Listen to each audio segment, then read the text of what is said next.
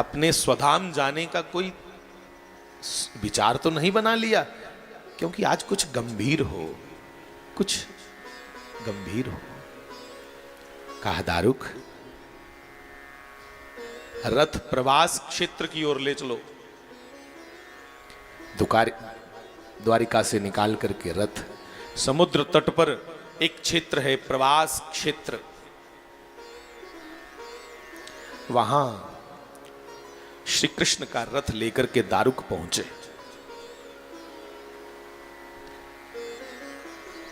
दारुक अभी घोड़ों को संवार रहे हैं, खरखरा खरखरा ला दे कोड़ेंगे, पानी वगैरह कोड़ेंगी पिला दे। इतने में भगवान अपनी योग माया से स्मरण कर रहे हैं कि मैं कुछ ज्यादा आरती नहीं देना। आह,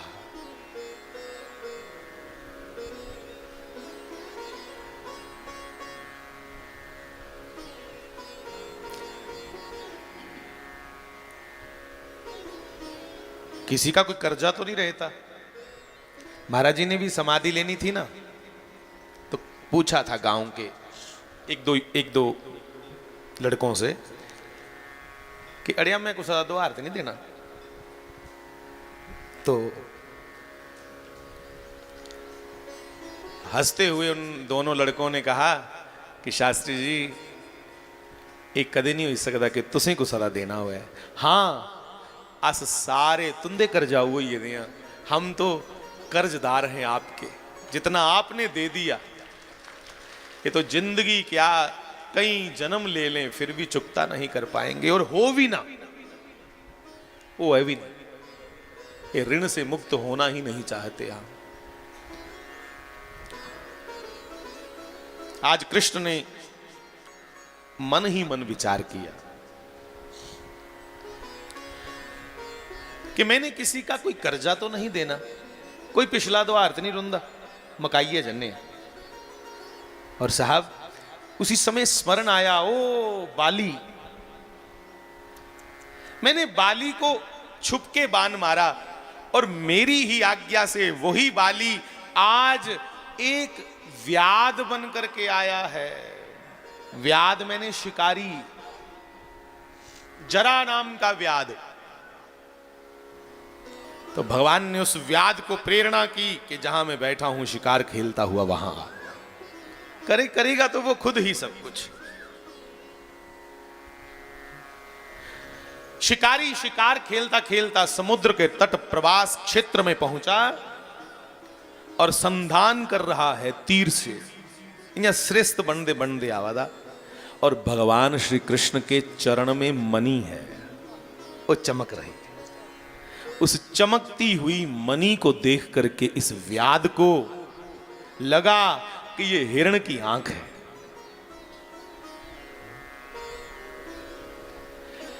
उस बरगद के पेड़ के नीचे भगवान ऐसे बैठे हैं, हा?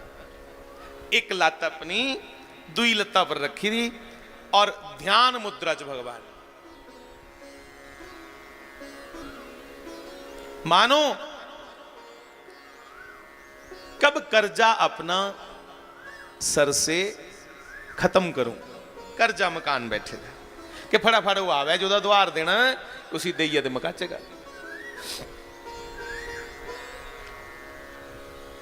साहब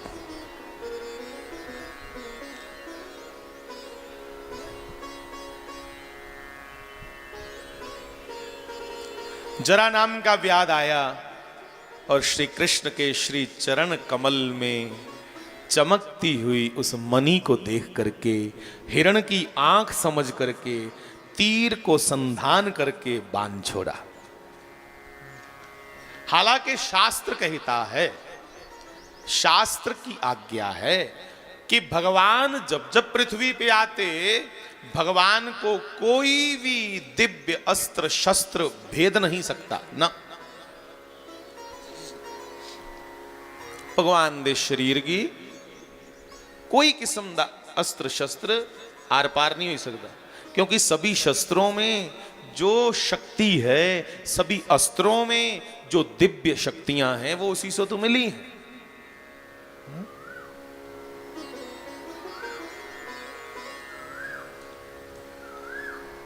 इसलिए ये तो खाली बहाना था।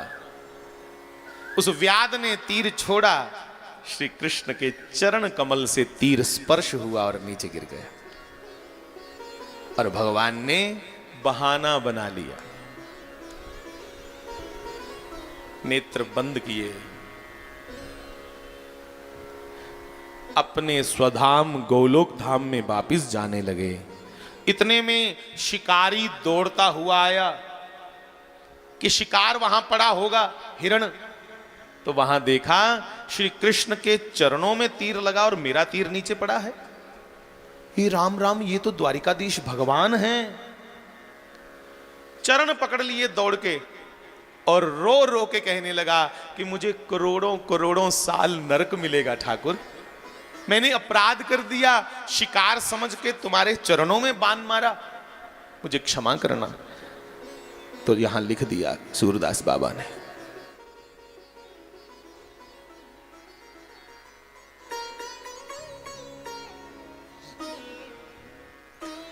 कि मृतक जवाई दिए गुरु के सुत, और व्याध परम गति पाई। भगवान ने जब उस रोते हुए व्याध को, शिकारी को देखा तो मुस्कुराए, कहा पुत्र तुसें आखना भगवान पुत्र के लिए आखा दे भगवान ते दिखने जियां लगा दे 16 वरे दे। भैया भगवान उस समय 125 साल के थे, पर देखने में आज भी श्री कृष्ण ऐसे लगते जैसे कोई 16 साल का हो। भगवान को कभी भी बुढ़ापा नहीं आता, वो अपनी इच्छा से आते हैं और अपनी इच्छा से जाते हैं। कभी देखा आपने भगवान को दाढ़ी मूछ? नहीं। क्यों नहीं देखा? क्योंकि भगवान कभी भी 16-18 वर्ष की आयु से ऊपर नहीं होते, शरीर की अवस्था उतनी रहती है। आयु भले भगवान राम 13,000 साल तो श्री रामचंद्र ने राज्य किया, 13,000 साल, कई जगह 11,000 साल का वर्णन है, तो चलो 10 ही लगाओ, पर 10,000 साल राज्य करने के बाद भी रामचंद्र भगवान 25 साल के लगते थे। इन्हें लगता 25 साल का जवान बैठे था कोई, क्योंकि भगवान पे बुढ़ापा नहीं आता। वो अपनी इच्छा से जाएंगे जब जाएंगे, वो बुढ़ापे में घिर करके नहीं जाते। हम लोग हैं, हमें जरावस्था आ जाती है, सानू इयां लई पुंदा आस्ता आस्ता शरीर पुराना होना। कल मुझे कोई कह रहा था कि आप पर जो अवस्था 20 साल बाद आनी चाहिए थी वो आज लग रही है। मुझे कोई कह रहा था कि 20 साल बाद चा तुंदे ऊपर जड़ी अवस्था आनी चाहिए थी, मतलब शरीर इयां कमजोर पुआ था, ये तो पहले के लई पे कमजोर हो। तो मैंने कहा भैया आलसी लोग हैं, वर्जिश करते नहीं, हाँ लोगों को कहते हैं, खुद करते नहीं, ना भजन करने या ना वर्जिश करने या। तो एक और भी बात मन में आती है कि जो जितना भोगी होगा वो इतना रोगी होगा। हो सकता है कि जीवन में हमने ज्यादा भोग ही भोगे हों, इसलिए रोग सता रहे हैं आज।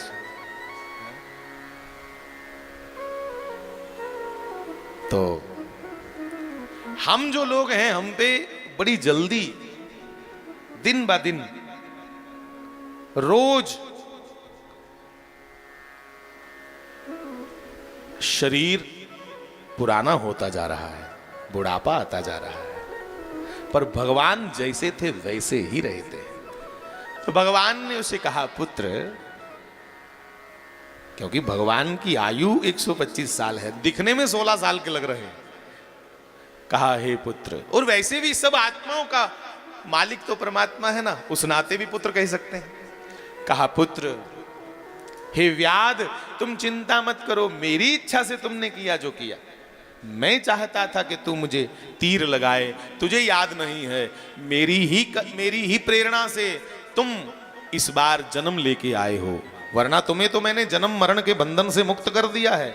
मेरे हाथों तुम बाली थे, मेरे तीर से तुम मरे हो, तुम तो जन्म मरण के बंधन से मुक्त हो, क्योंकि मुझे देख करके तुमने प्राण छोड़े थे।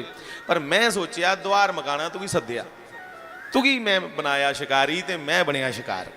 तुमने मुझे तीर लगाया भाई, पिछला द्वार मुकिया, चोरी मैं तू तीर मारिया हा ते मैं भी चोरी तीर खाई लिया। हूं एक गल अस सोच जिन्ने इत्थे बैठे दे हां, जे भगवान भी कर्मे दे वंदन को ला परे नहीं,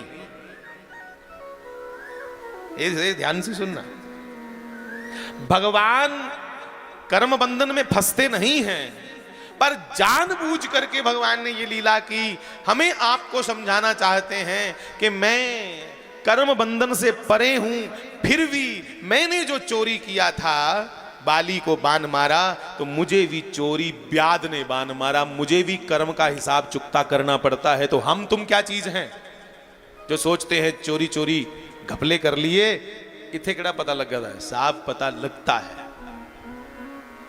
सब पता लगता है।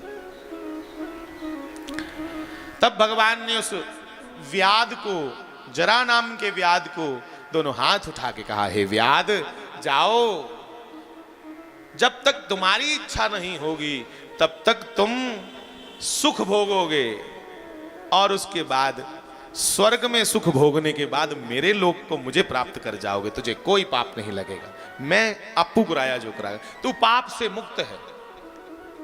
तो उसको भी भगवान ने परम गति प्रदान की। इसलिए सूरदास जी लिख रहे हैं कि व्याध परम गति पाई,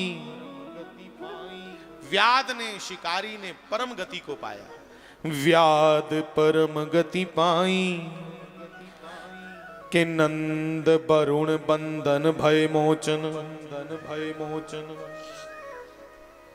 आहा, नंद बाबा नंद, नंद वरुण बंधन भय मोचन, भय मोचन। नंद बाबा एक दिन यमुना जी के तट पे बैठे हैं,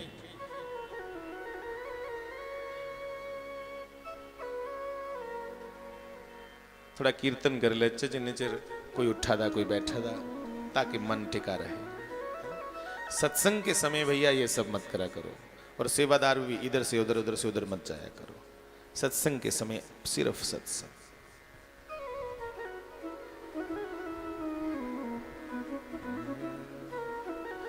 विकिते आशामा कर मेरे वे, नी में गुण गामा नित तेरे, किते आशामा कर नी में गुण गामा नित तेरे। मिलके कहो, किते आशामा कर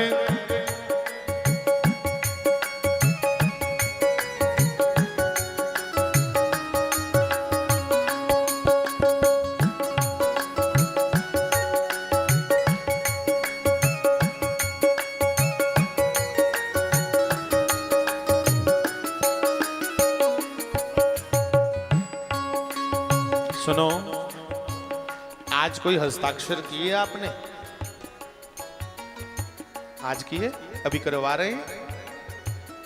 गेट पर कुछ बच्चे हमारे हस्ताक्षर करवा रहे हैं, वहां हस्ताक्षर करके जाना गौ माता के लिए। और कुछ लोग जो अपने घर पर्चे लेकर के जाना चाहते हैं वो भी ले जा सकते हैं। हुई किते आशामा कर मेरे वे, नी में गुण गामा नित तेरे, किते आशामा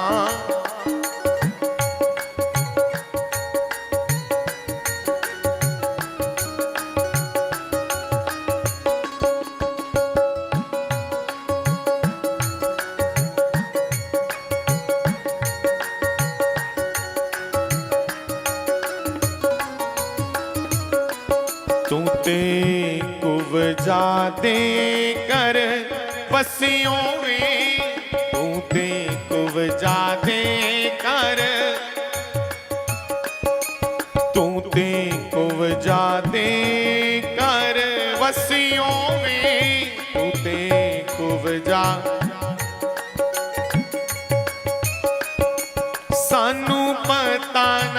अपना दसियो वे तू ते कुवजा दे कर।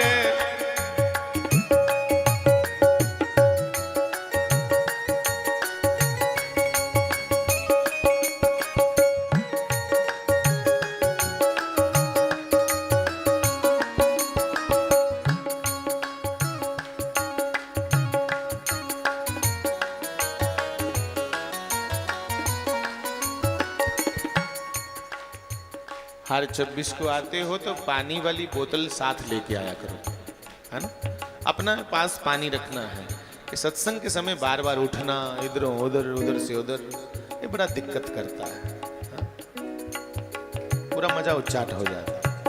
ये आनंद आता है 2-2.5, ज्यादा से ज्यादा 2-2.5 घंटे बैठना होता है, उसमें भी बाकवियां, रिश्तेदारियां।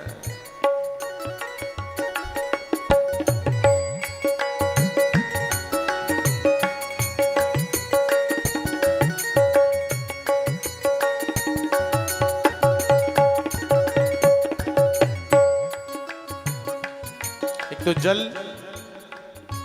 जल सूत अपने साथ रखना, और दूसरा मौन। पानी और वाणी दोनों संभाल के रखनी है।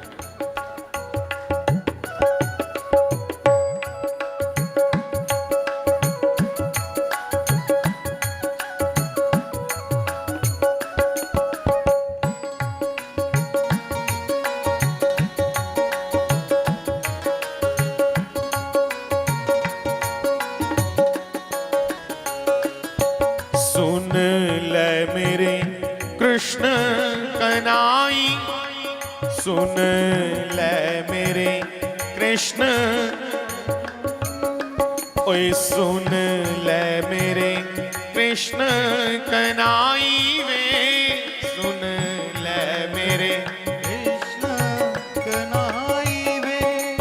10 कानों से प्रीत लगाई वे, सुन ले मेरे कृष्ण कनाई वे, सुन ले मेरे कृष्ण कनाई वे। ओए 10 कानों से प्रीत लगाई वे, 10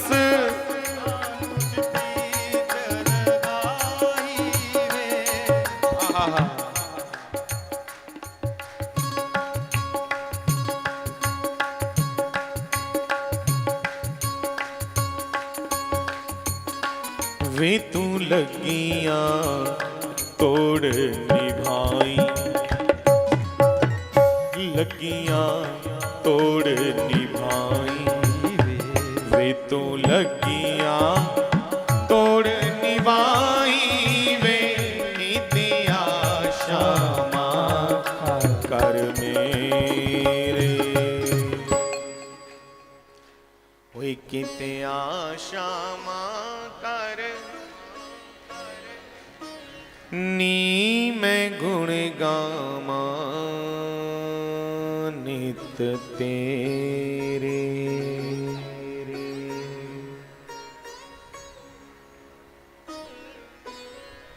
कि नंद वरुण बंदन भय मोचन,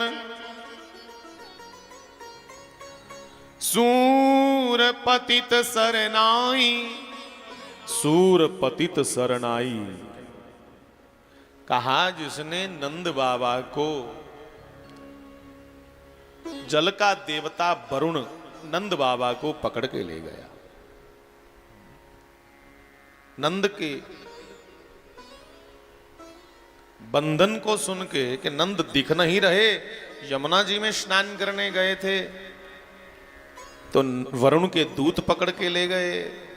ये तो नहीं बताया, पर ये बताया सबने श्री कृष्ण को कि यमुना की ओर गए, नहीं दिखे। तो कृष्ण ने दूसरी बार फिर यमुना में छलांग मारी। एक बारी तो उल्ला मारी ना जल्ले काली नाग नथ्या, ये दुई बारी मुड़िए छाल मारी।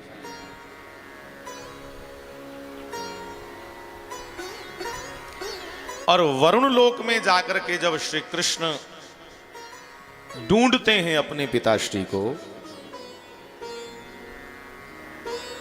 कितना प्रेम है भगवान को अपने माता पिता से। मासा नहीं कोई एक दूए की गल सुनी भला छड़ी इन्नी पता लगी गल कि उधर गए हे यमुना वाली बखी वापस नहीं आए, तुरंत यमुना च जाइए छाल सुटी उड़ी, ढूंढने लगे और श्री कृष्ण के दिव्य तेज को देख करके कौन आया वरुण लोक में जिसके आने से वरुण लोक महक गया, सुगंधित हो गया। ऐसा कौन वरुण लोक में आया जिसके आने से वरुण लोक पूरा चमक उठा, क्योंकि भगवान के सुंदर मुख पर इतना तेज है, करोड़ों करोड़ों सूर्यों का तेज है। वरुण स्वयं सिंहासन छोड़ के जब आए तो देखा ये तो जगतपति हैं, ये तो शंकर विष्णु ब्रह्मा इस गौलोकवासी कृष्ण का नित्य नामस्मरण करते हैं, वो हैं। तो वरुण ने चरणों में सर रख करके प्रणाम किया, हे कृष्ण, हे गोलोकवासी, आप कहिए कैसे आए? कहा मेरे पिताजी यहां आए हैं, मैं अपने पिताजी को छुड़ाने आया हूं, तुम्हारे दूत उनको लेके आए हैं। महाराज इन्नी गल पता लगी ते वरुण हथे पैरें च जान निकली वरुण कि मेरे दूतें दी इन्नी जुरत कि भगवान तुहाड़े पिता के लिए आन। फटाफट सिर रखी उड़िया भगवान दे पैरें च। भगवान इं भुल भुलेखे उन्हें पता नहीं होना कि तुंदा प्यो है। जे मेरे दूते ही पता होंदा कि तुहाड़ा पिता है, मेरे दूत एडा साहस नहीं कर सकते। और जे उनके को ऐसी गलती होई भी गई है तो तुंदी गलती की माफी मैं मंगना। सब बच्चे ध्यान दें और हम सब संगत वाले भी ध्यान दें। कई बार बच्चों के कारण, कई बार शिष्यों के कारण गुरु को झुकना पड़ता है साहब, तब बड़ी शर्म की बात है। वरुण स्वयं अपना सौभाग्य मानते हैं कि कृष्ण के चरणों में मेरा मत्था लगा तो पवित्र हो जाएगा, पर माफी किसके लिए मांगनी पड़ी? अपने कृंदे ने जड़ी अगे, अपने मेरे दूत अगर गलती कर बैठे तो नाथ मैं माफी चाहता। तुम्हारे पिता मेरे भी पिता हैं, तू जगत पिता है और जगत पिता का पिता, वो तो जगत पिता हुआ ना। जैसे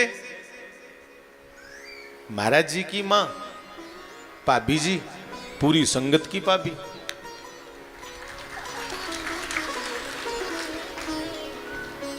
जगत भाभी। हालांकि भाभी शब्द जड़ा दादी के लिए नहीं है, पर पुराने लोग भोले थे। हा? अपनी मां को देखा मैंने, कहीं चाची बोलते हैं, क्योंकि ताऊ के लड़के चाची बोलते थे ना, तो वो चाची बोलते हैं। तो हम अपने दादाजी को पिताजी बोलते, हम लोग पूरी संगत पिताजी, हमारे दादाजी को पिताजी बोलती, और हम भी सबको देखते देखते अपने दादाजी को पिताजी बोलने लगे। ऐसा होता है। तो